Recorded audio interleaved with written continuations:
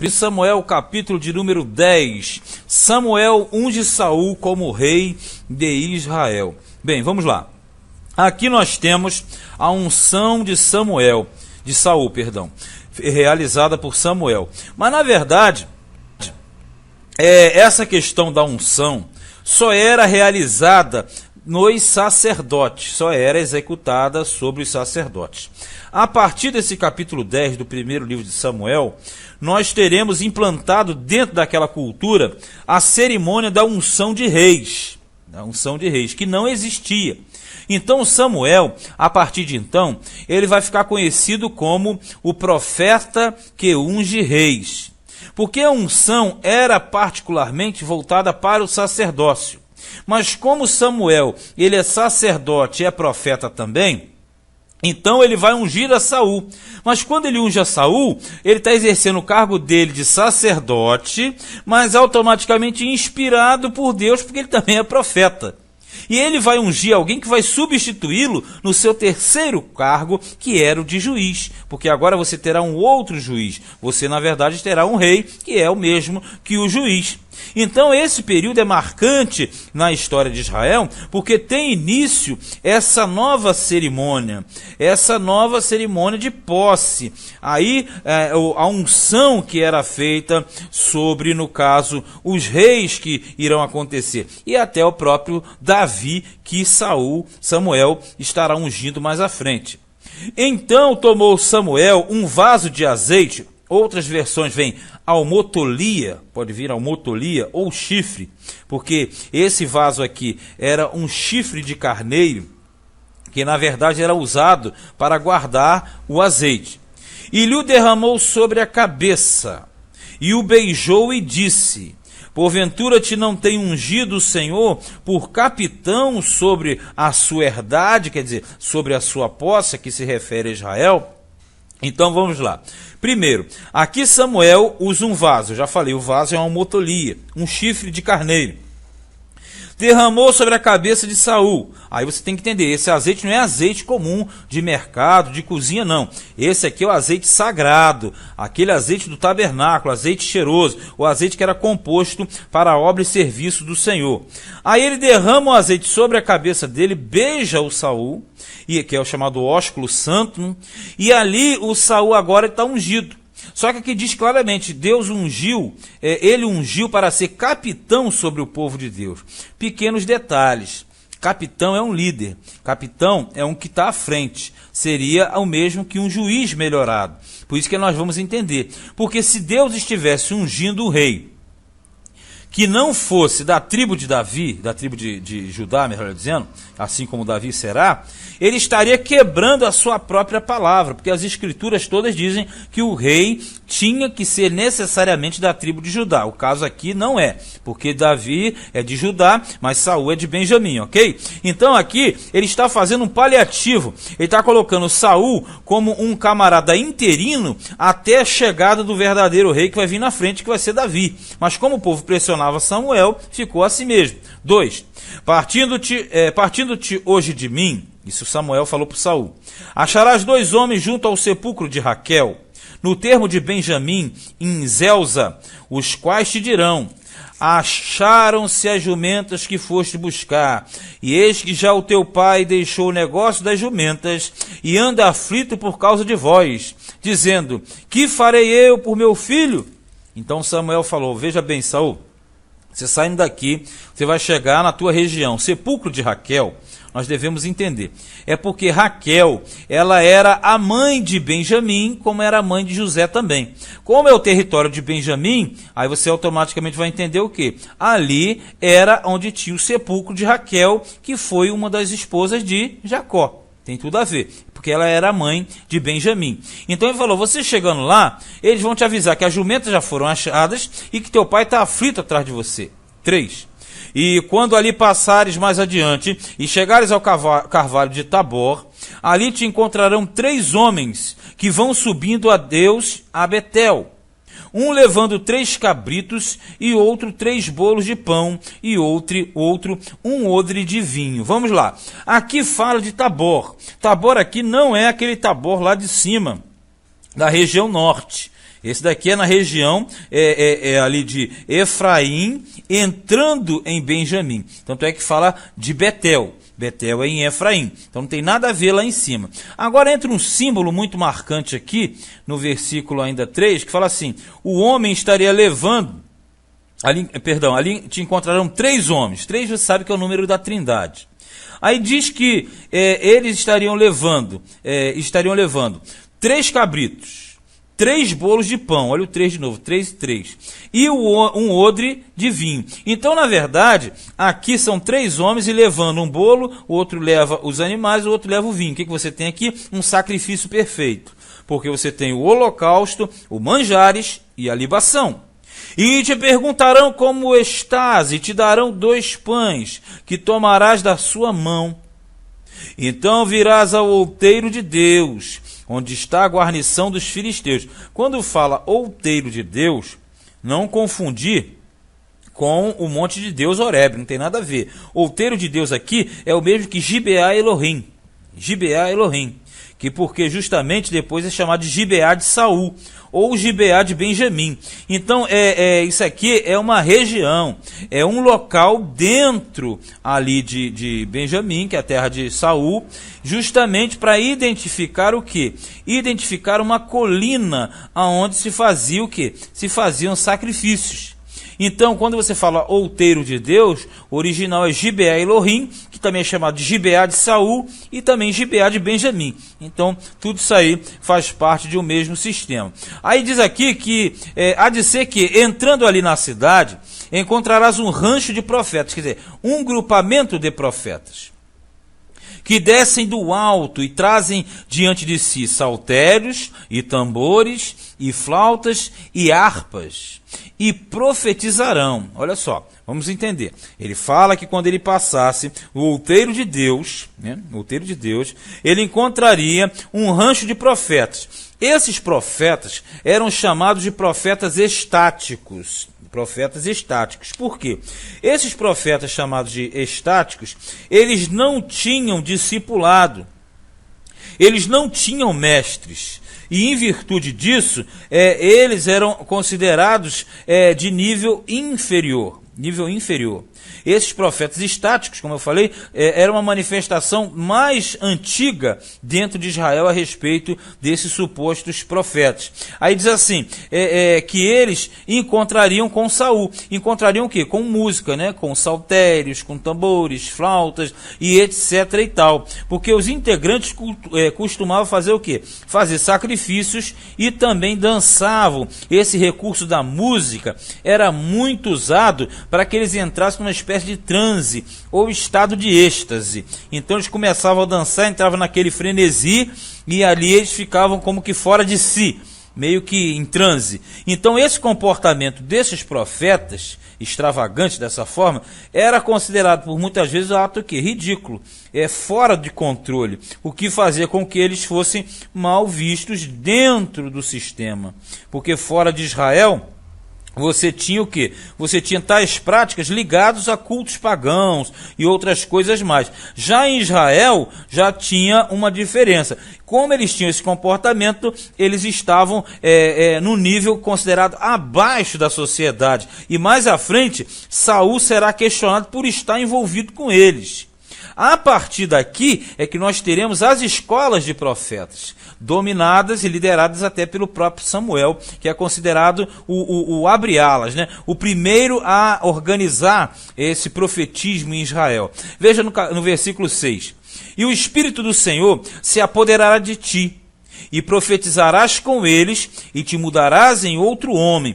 Porque quando você fala profetizar, é falar inspirado por Deus. Falar inspirado por Deus. Então, na verdade, quando Saul tivesse contato com aquele rancho de profetas, que nós falamos são os estáticos, ele automaticamente seria tomado pelo Espírito de Deus e ele mudaria em outro homem, se mudaria em outro homem, e ele profetizaria, quer dizer, Saul iria falar inspirado por Deus. 7. E há de ser que, quando estes sinais te virem, faze o que achar a tua mão, porque Deus é contigo. Quer dizer, quando isso acontecer com você, Saul, você vai saber a hora e o momento certo de agir. Tu, porém, descerás diante de mim a Gilgal, e eis que eu descerei a ti para sacrificar holocaustos e para oferecer ofertas pacíficas. Ali 7 dias esperarás, até que eu venha a ti e te declare o que hás de fazer. Então ele está dizendo o seguinte, olha, depois você vai e me espera em Gilgal, porque daqui a 7 dias eu estarei lá, e nesses 7 dias aí eu vou te mostrar tudo que é, qual é a missão, toda a missão que Deus está te dando, quer dizer, os cargos, as incumbências, tudo aquilo que era a exigência de Deus. 9. Sucedeu, pois, que, virando ele as costas para partir de Samuel, Deus lhe mudou o coração em outro, quer dizer, já naquela hora aconteceu. E todos aqueles sinais aconteceram aquele mesmo dia, tudo que ele tinha falado antes. E chegando eles ao outeiro, eis que um rancho de profetas lhe saiu ao encontro, como ele tinha falado. Chegando ao outeiro de Deus, que no caso é Gibeá Elohim, ou Gibeá de Saul, ou Gibeá de Benjamim, aí automaticamente ele encontra o rancho dos profetas estáticos. E ali o Espírito de Deus se apoderou dele, diz aqui, e profetizou no meio deles. Quer dizer, ele falou inspirado também. Ele entrou naquele frenesi ali e começou a falar inspirado por Deus quando ele teve contato com o rancho de profetas. 11.